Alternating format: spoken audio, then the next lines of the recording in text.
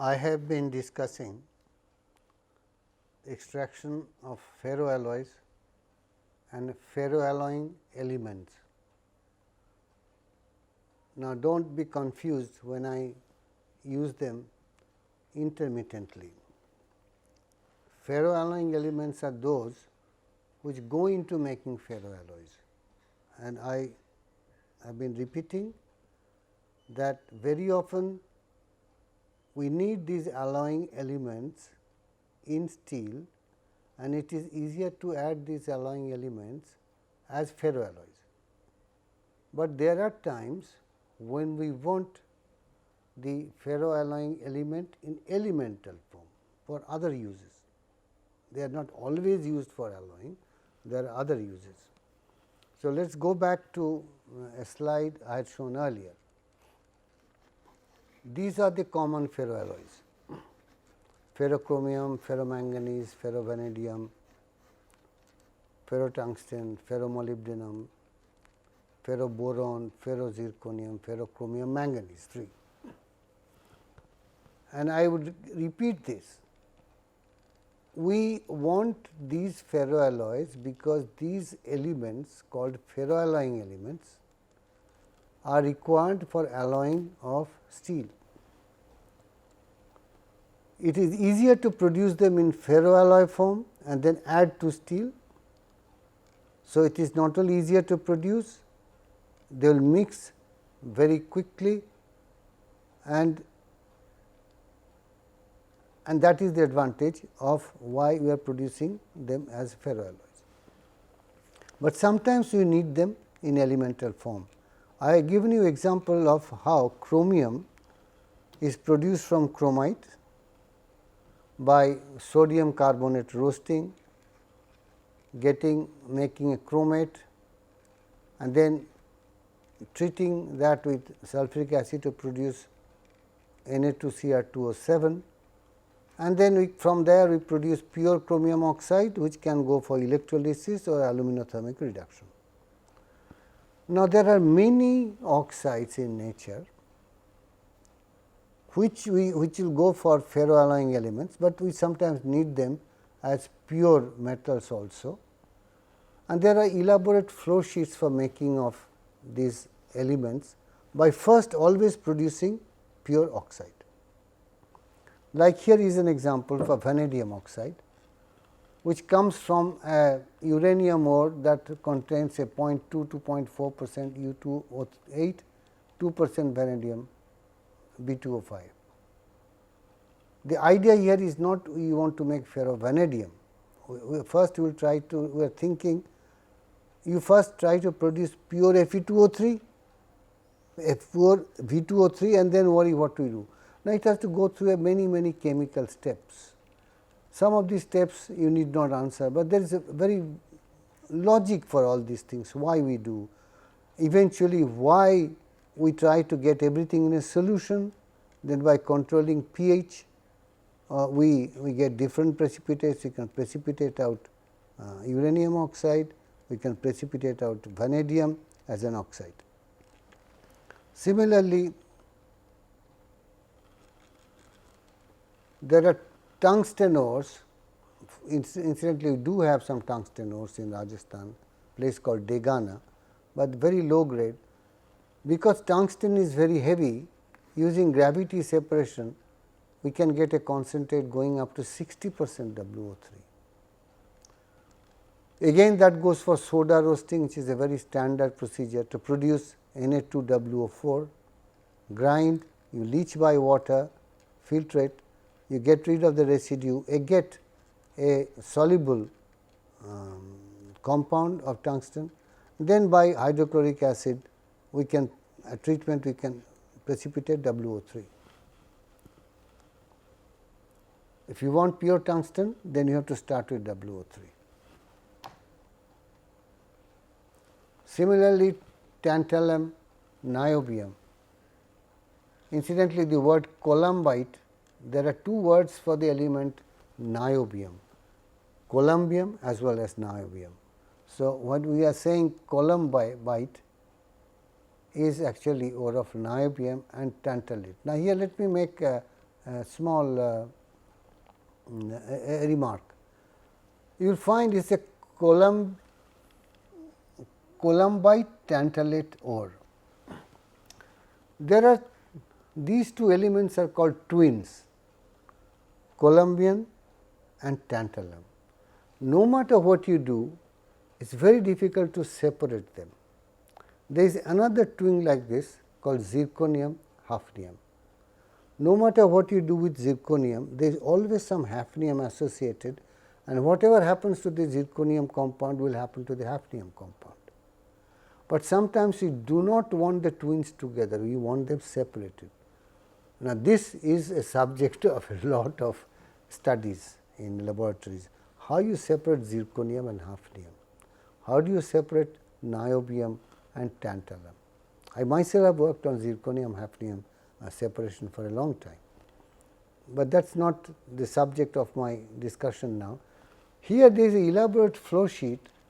Here the aim is not only to treat these oxides to come to a pure oxide, the concentrate, but also to separate niobium and tantalum. And you see what a complicated flow sheet one has to adopt, and at stages one has to use hydrofluoric acid, which is a very dangerous reagent. And but there is no simple way of separating tantalum and niobium, but there is a process where you separate tantalum and niobium, these two are separate. So, what I am saying, there are many oxides in nature from where we first produce a pure oxide and then try to produce the metal. In many cases, many such oxides will be taken into a halide form by chlorination, and then from the halide it will be easier to produce the metal either through electrolysis or through an aluminothermic reduction. That I will discuss in the next module when I actually next when I discuss metals from halides. Anyway, I will stop talking about production of ferroalloying elements in elemental form now. I will go back to ferroalloys, because that is the main subject of our discussion. Why do we need ferroalloys? I said they are very important. There are some uses mentioned here, but I will discuss the uses little more detail little later. We need ferroalloys for alloying, that is well accepted, that steel properties have to be modified. By if you want to have a stainless steel, you have to add nickel and chromium. You will not add pure nickel metal or pure chromium. You will adjust the composition by adding ferronickel and ferrochromium. But apart from that, we also need ferroalloys for many other things. We need them for deoxidation of steel and other gases too. When there is, after all, steel making is a process of oxidation. Look at the way ferrous metallurgy works. You have iron ore, oxygen level very high. In the blast furnace, we have a reducing atmosphere, we produce pig iron under reducing conditions, oxygen level is low. Now, we remove impurities from pig iron by an oxidation process, either in a say from bottom blown or top blown converter, whatever you blow oxygen. So, initially we removed oxygen, then we again add oxygen. So, when we get a steel where the oxygen level is high, we need to remove that again, and we have to use a deoxidizer. And very often these ferroalloying alloys are used as deoxidizers, because the ferroalloying elements form very stable oxides. They also form stable nitrides. So, they are used for removing both oxygen as well as nitrogen. Titanium and this is zirconium, not zinc, they form stable nitrides, whereas ferrosilicon, ferromanganese, ferrotitanium are usually used as deoxidizers. So, if you want to add nitrogen, we will go for ferrotitanium, ferrozirconium also. Then ferrosilicon, ferronickel are also added to control graphite morphology in cast irons. And ferroalloys I mentioned can be produced by aluminothermic reduction. Then you get a ferroalloy which has no carbon. They can also be produced by carbon smelting in arc furnaces. In that case, you will have carbides in that in the ferroalloys, and you have to find a way of removing the carbon from the ferroalloys. To remove excess carbon, one has to introduce an element which reduces solubility of carbon.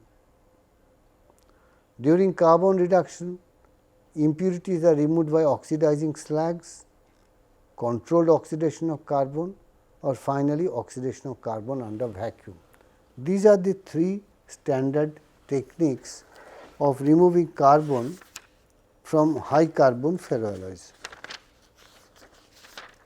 I will discuss that little later, but first of all let me spend some time on uses of ferroalloys and what kind of resources we have in our country as regards the sources are concerned. Now, unfortunately, I haven't made a slide out of this, so I would like to read out something about ferroalloys and their uses. Ferrochrome, both high and medium carbon ferrochrome. Carbon can be 2 to 8% or chromium 78 to 68 to 71%. They are used to supply chromium for stainless steel making and to produce alloy steels for mining and milling operations. So, we need ferrochrome in many applications. I am mentioning here that it is for adding chromium to steel and also for making various kinds of alloys that will be required for mining and milling applications. We need low carbon ferrochrome, where carbon should be as low as 0.02 to 2% for finishing additions in stainless steel making. There are some requirements in stainless steel making where carbon cannot be tolerated. There it has to be low carbon ferrochrome. Ferrosilicon is mainly used as a deoxidizer in the steel industry, that you have an oxidized bath, add ferrosilicon, silicon will react with oxygen, remove as silica. Ferrosilicon promotes formation of graphite, as I had mentioned, and by decomposition of Fe3C. So, it also used to produce malleable iron containing nodular graphite. Limited additions of silicon to low carbon steel improves tensile strength, yield strength and impact strength. And Fe, Si carbon alloys, silicon up to 4.5% are suitable for magnetic material with high resistivity and permeability with reduced core losses. So, all kinds of applications. Why do we need ferrotungsten? Ferrotungsten is for manufacturing of tungsten steels. You know, tungsten imparts hardness. So, for high speed steel, such as steels having ability to retain hardness at high temperatures and therefore used as machine tools, we need tungsten in steels. So, we have to use them add as ferrotungsten. A typical composition will be tungsten 18%, chromium 4%, vanadium and cobalt. We also have precipitation hardening tungsten alloys, iron vanadium. Ferrovanadium is used for imparting fine grain size to steels. That improves mechanical properties. Ferromanganese, of course, without ferromanganese, the steel industry will be dead. Ferromanganese is of vital importance. It is required for deoxidation of steel, desulfurization of steel. For every ton of steel that we are producing, we need 5 to 6 kg of manganese. So, as we expand the steel industry, ferromanganese production also has to increase.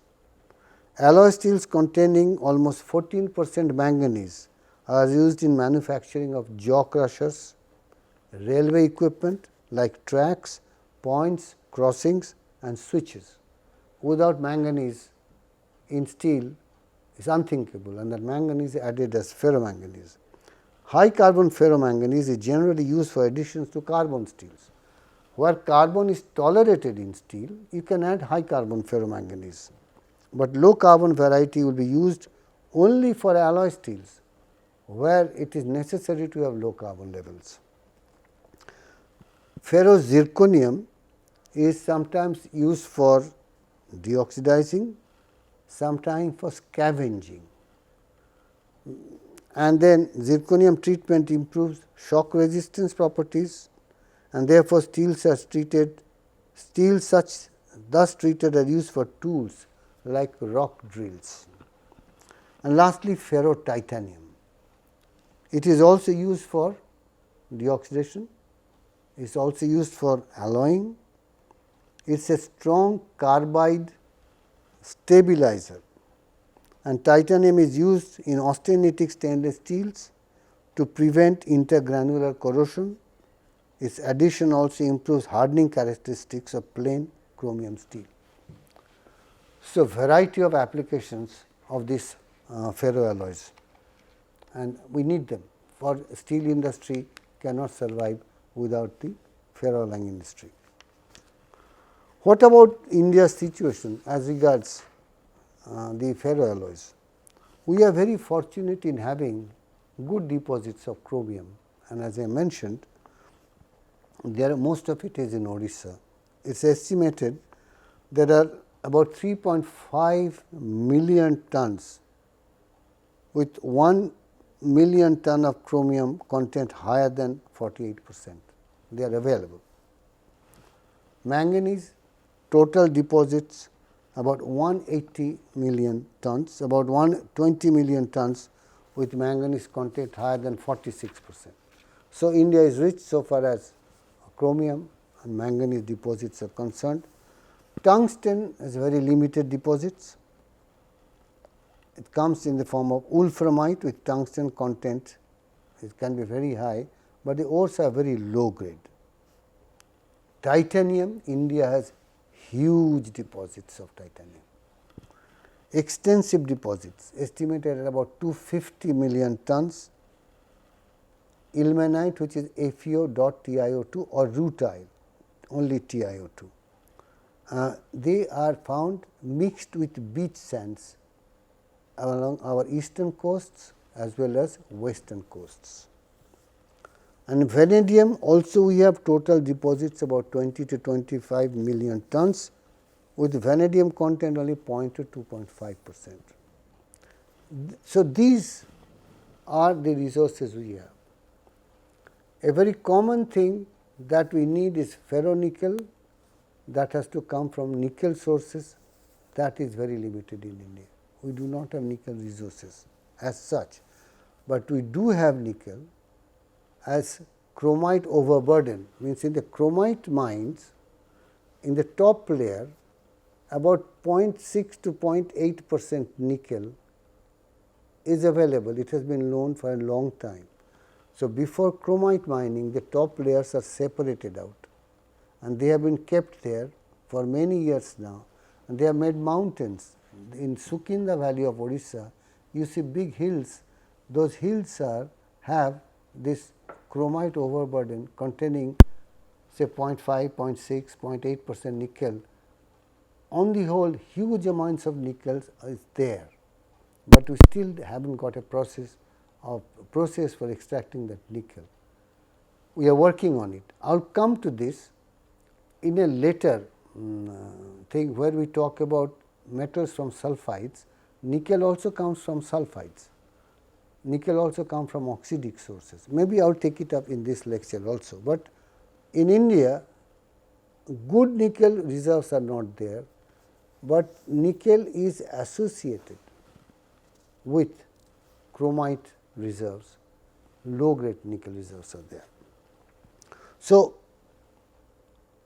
this India has all the reason to go for a vibrant ferroalloy industry, and it is happening also. There are many ferroalloying plants.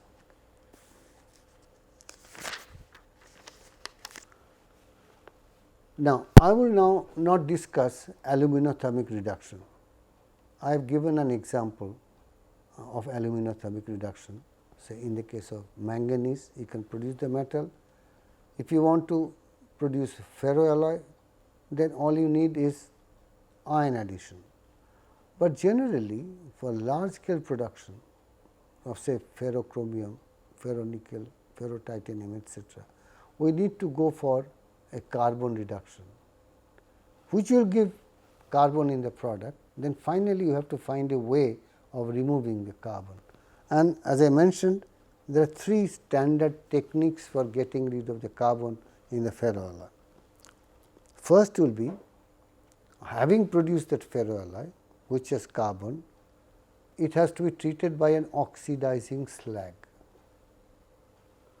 The oxidizing slag will oxidize the carbon and remove it. The other thing could be, remove the carbon by oxidation through oxygen injection.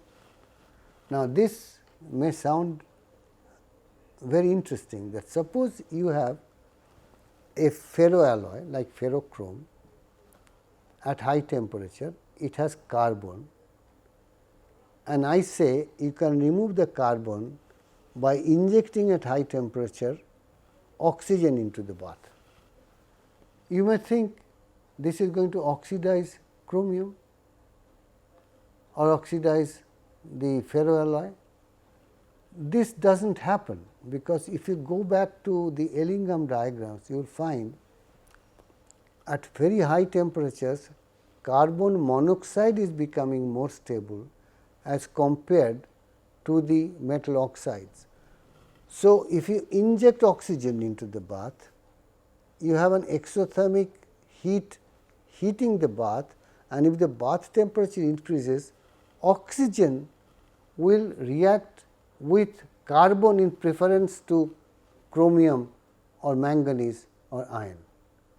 So, in the industry, very often carbon is removed by oxygen injection, and that is not oxidizing ferroalloy, it is removing carbon, because that carbon monoxide is now thermodynamically more feasible, more stable. The third will be something very obvious. If you apply vacuum, and then CO would get eliminated, because carbon monoxide will form in the gaseous form. So, the reaction of formation under oxidizing conditions, carbon will form carbon monoxide, and by vacuum treatment we can remove. These are the standard techniques. If I discuss one particular process like say for ferrochrome, this will become clearer. Okay. Now, let us proceed. In this book that I have referred to many times, my book on non-ferrous metals production, many pages have been devoted to production of individual ferroalloys. Whatever has been written is still very sketchy, because there can be a course on ferroalloy production which will run for one whole semester. But you do not have to know all about ferroalloy making, you need to know the principles. So, just whatever I am saying now, a little bit from the book should do. Let us talk about production of low carbon ferrochrome. Now, generally how do you produce ferroalloy? By carbothermic reduction. You will have an electric furnace, you will take the concentrates, so chromite, or manganese ore or whatever, you bring in carbon, you reduce, you get the metal, because there is always iron oxides there also, or you add iron ore and you get iron, that element, you also get carbon, because the ferroalloy element will form carbon. And then you find a way of refining that, as I said, by various processes, treatment with oxidizing slags, or by raising it to high temperature, oxygen injection, or by vacuum. Now, here is a method called triplex process for production of low carbon ferrochrome. How do we go in here? We will start with chrome ore. It will be smelted using by reducing agent is coke.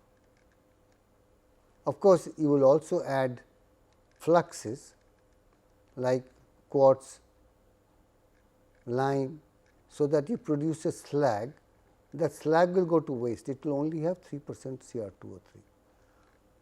The alloy we will produce by smelting would have 68% chromium around. It would have some silicon, because from quartz some silicon will come. It would have some carbon. So, here is the carbon that we would like to remove. We will crush, we will smelt again, adding quartz and coke, we will produce an alloy which will now have more of silicon. We crush chrome ore, lime, refine, we can produce a slag that has 20 to 23% Cr2O3. It will go back to smelting and we will produce low carbon ferrochrome. So, there are many flow sheets for different kinds of ferroalloys. Now, one ferroalloy that attracts us is something that I would like to mention here, and that is ferro-nickel. Now, little while ago I told you that India does not have nickel resources, but India does have nickel in chromite overburden. So, let me discuss a possible way of getting nickel from that chromite overburden. Now, again, what is chromite overburden? We have chromite in chromite mines. In the top layer is what we call overburden. This layer contains nickel to the extent of say 0.4, 0.7%. And in the chromite mines of Orissa, they have been all removed before mining. They have stockpiled in big hills in a place called Sukinda hills. There are millions of tons there now. So, if you consider this percentage of nickel in them, we already have a reserve of thousands of tons of nickel staying there without serving any purpose. So, a lot of effort has gone into finding a process of extracting nickel from this chromite overburden. And the laboratory with which I was associated, Regional Research Laboratory at Bhubaneswar, now it is called Institute of Minerals and Materials Technology. It took up this problem on a priority basis. We are not the first to do that. National Metallurgical Laboratory also studied this problem some 30 years ago, and the essential approach for treating similar overburdens is very well known. All over the world, people extract nickel from sources where nickel can be 1.1, 1.2, maybe maximum 1.8% nickel, and for that standard pyrometallurgical techniques are available. Actually, we have gone and seen many plants in other countries, but nobody has worked with any starting material with less than 1.1 or 1.2 nickel. Then our first thing was to see, can we do something to this fairly rugged overburden and bring it up to something like 1.1% nickel. We found it is possible. We found a way of using a flotation process to upgrade nickel to almost 1.1 to 1.1 by using a flotation process. And the idea was simply to take out the gangue material by flotation, and we found that the nickel is mostly associated with iron. After, what is the rest? Rest is silica, iron, etc., etc. With a mineral called goethite, it is there. Then the standard technique all over the world is this, that you have nickel, say roughly 1% starting material,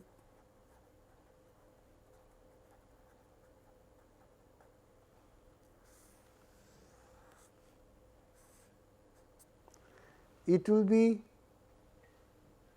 go through a open hearth or a rotarical reduction process. It has to go through a reduction step.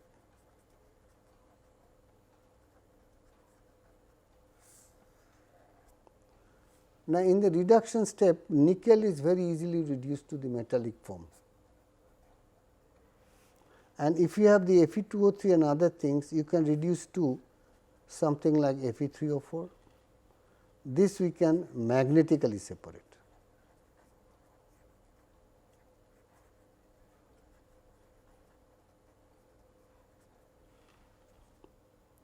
Or we can take this, try to find a leaching process and selectively take out nickel. So, many such approaches have been tried out to get a starting material where nickel percentage will be high. Then attempts have been made to produce ferronickel by arc smelting. Now, say hypothetically we have a starting material with x amount of nickel and y amount of iron plus gangue. Gangue means silica, etc., etc. You want to reduce it by carbon. You go to high temperature. Now, you should know that nickel oxide is very easily reduced.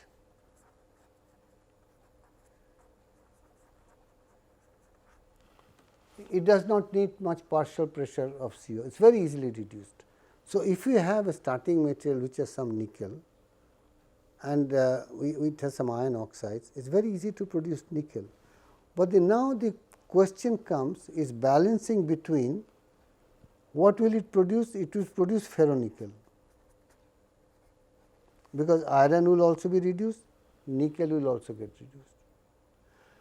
Now, if you continue reduction for a long time, then you will get more nickel out, but you will also get more iron out.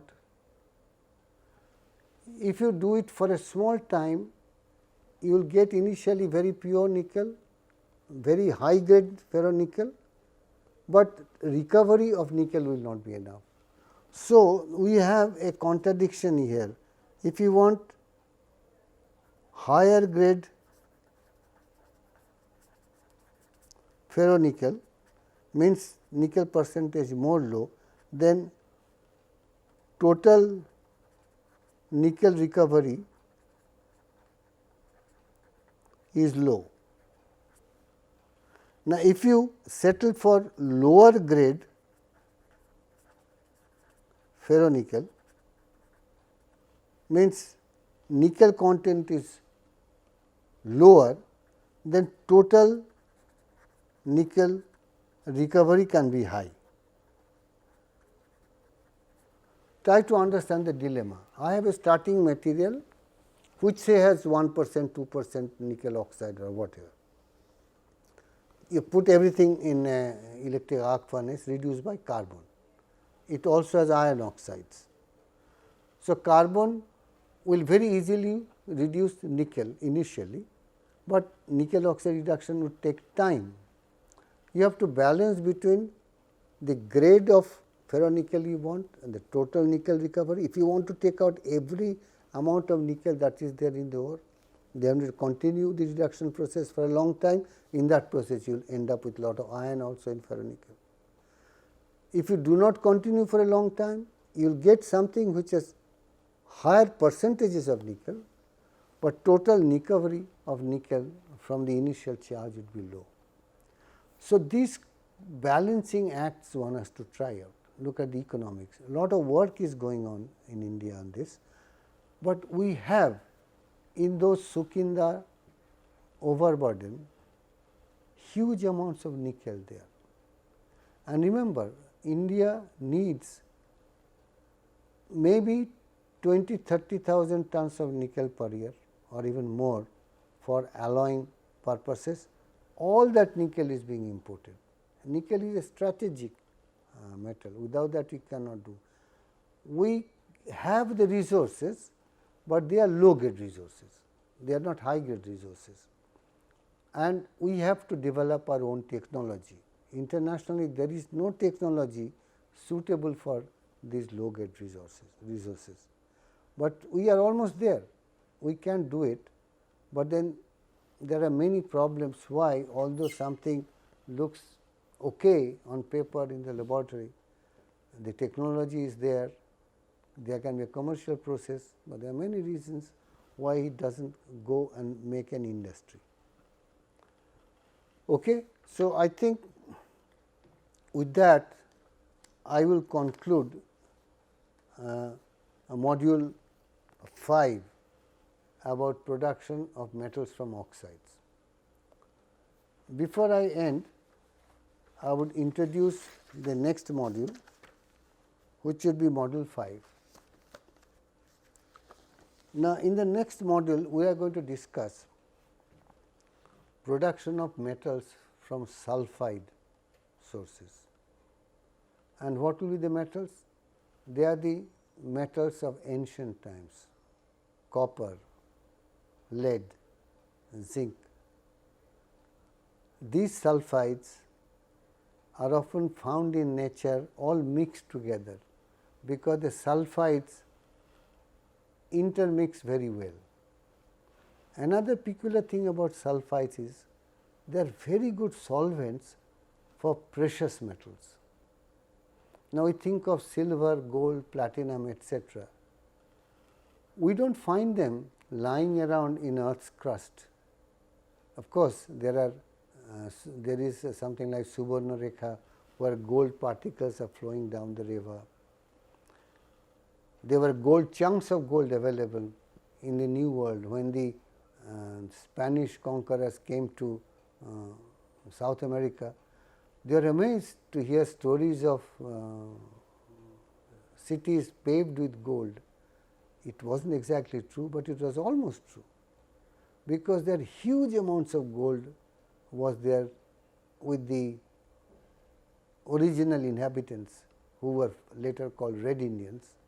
There are huge amounts of golds in them, and that is what drew more and more people from Europe, who massacred them left, right and center.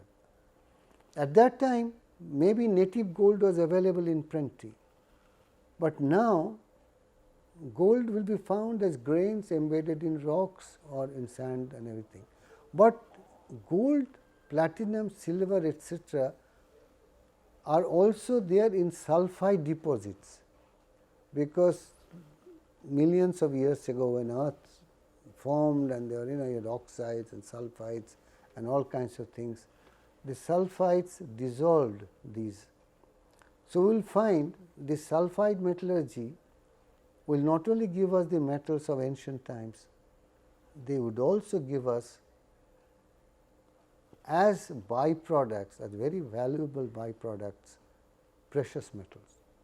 And very often many processing step, the cost of processing step would be met by the value of the byproducts that will come in sulfide metallurgy. Now, sulfide metallurgy, as should be obvious to you, is a very old thing, and people have been working on sulfides for centuries. So, many things that are done today have come from ancient times, and only now people understand why those things are done the way they are done.